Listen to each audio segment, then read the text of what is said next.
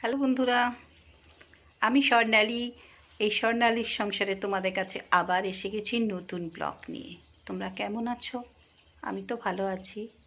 ওয়েদারটা কাল থেকে একটু খারাপ যাচ্ছে বলতে ঝড় বৃষ্টি হচ্ছে কাল থেকে, আজকেও হয়েছে, তার মধ্যে রোদও উঠেছিল। আজকে কর্তামশাই চলে গেলেন সকাল সকাল, ওই জন্য রান্নাবান্না করে তাকে খাইয়ে তবে এখন স্নান করতে যাব। ছেলে ছেড়ে দিয়ে এসছে, হাইওয়েতে বাসে তুলে দিয়ে চলে এসছে।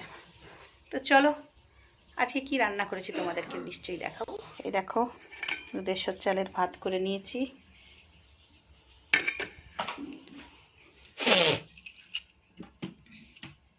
আর একটু তরকারিও বেলার করে রেখে দিয়েছি আলু পেঁপে দিয়ে।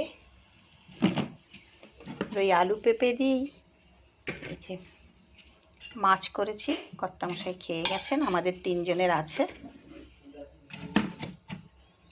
আর আছে এই যে আলু বেগুন ভাজা একটু আছে।